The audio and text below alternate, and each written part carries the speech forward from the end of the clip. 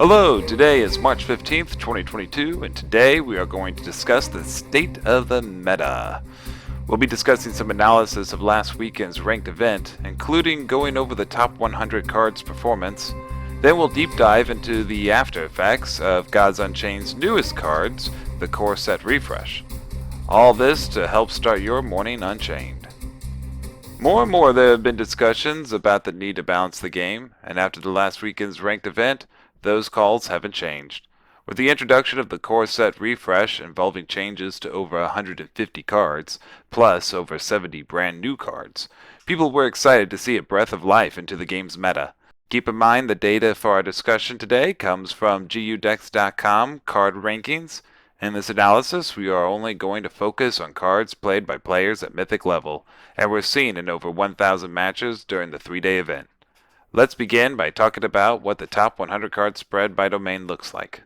Magic now dominates, pushing aside Nature. Over 50 Magic domain cards made the top 100. And since there can only be up to 40 cards in a deck, that means there are multiple different types of Magic domain decks that are beating any deck from any of the other gods. Nature, who used to have 28 cards, now only has 3 cards, tying for last place with Deception. Keep in mind that just because a domain had a strong showing in card count, that doesn't mean it was played a lot. So let's take a look at played matches. Last week, Nature was first with 50% of all matches. However, now they dropped to 10%. Magic is now in first with 37%, while Nature still takes a strong second at 24%. Followed by War, Death, Deception, then Light in last place. Let's now take a look at the win rates by domain.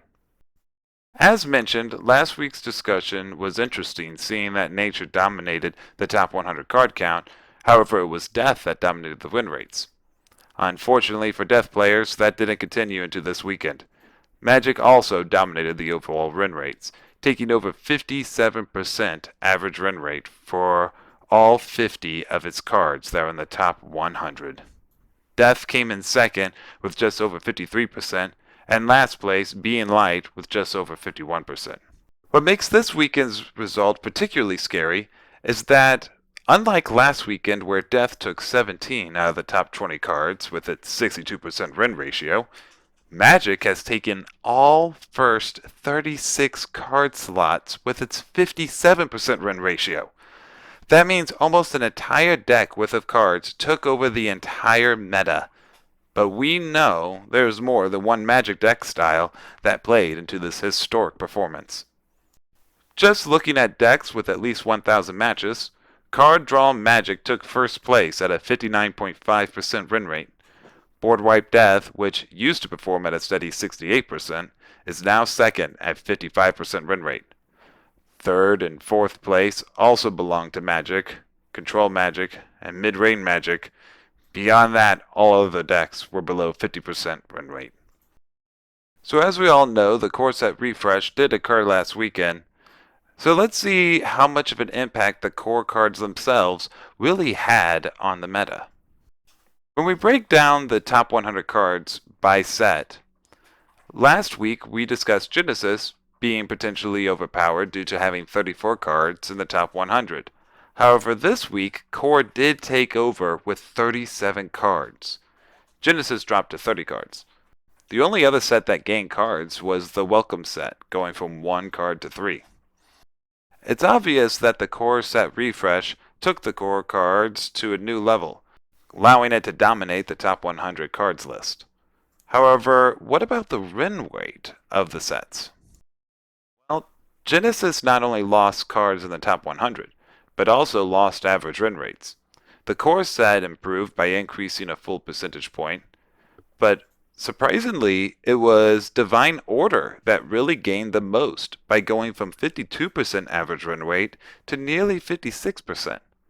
This actually brings the sets into a healthy balance. All sets appear equally powerful, contributing about the same average win rates of their cards.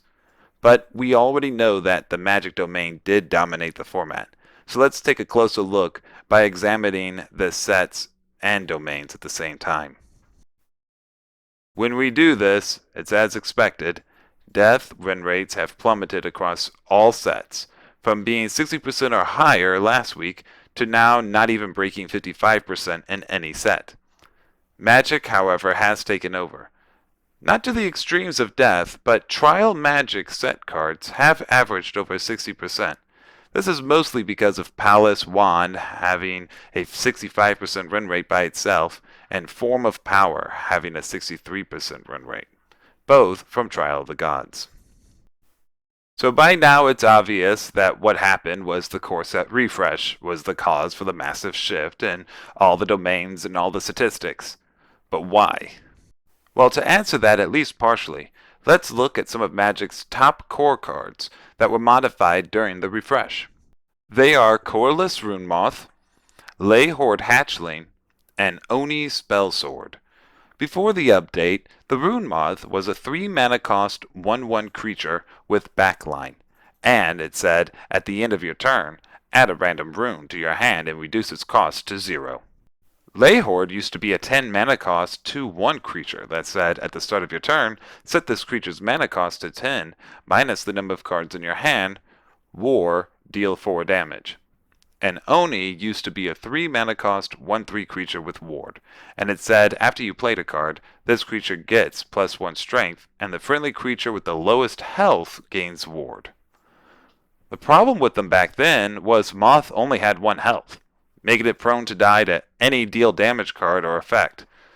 Ley Horde costs 10, making him always cost usually around 4 mana with a decent sized hand, but it also only had 1 health, so really he was just meant for the War deal 4 effect.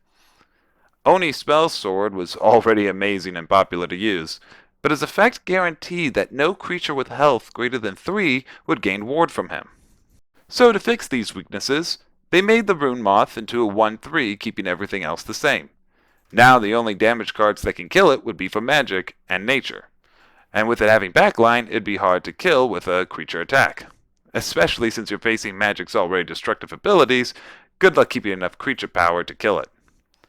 Nature would have an easier time, but since their damage cards are random or only target the strongest, the only other card that might hurt it is from the Light domain, which does have some abilities to target and remove creatures, but as we already discussed, Light is very unpopular, which makes Moth a very safe card to play.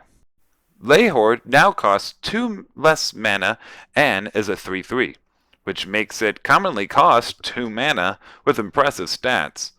It also still has the War deal 4 damage, allowing it to take out most creatures of the same cost. It doubles as a direct 4 damage to the opponent to finish off the play late game too. And Oni's cost and stats were the same, but now it gives Ward to the quote weakest creature, which is defined as the creature with the lowest attack. Since Oni powers himself up each time a card is played, his attack can become infinite. This means any creature can now gain Ward, especially structures or Rune Moths. So in summary, the state of the game is in an upheaval that likely won't last long. The developers already said that they're going to change the core set cards as needed, and statistics show it is clearly needed. However, as of today, no announcements made to make changes. Perhaps they're still gathering data to decide what changes to make. Or maybe they're just waiting to see what else will shake out from the new meta. We'll just have to wait to find out. But that's it for today and this special edition of Morning Unchained. Thank you for joining. You can find more content on YouTube, Rumble, and Spotify. And if you appreciate these updates, please subscribe, comment, and leave a 5-star review wherever you're listening. See you all in the next update.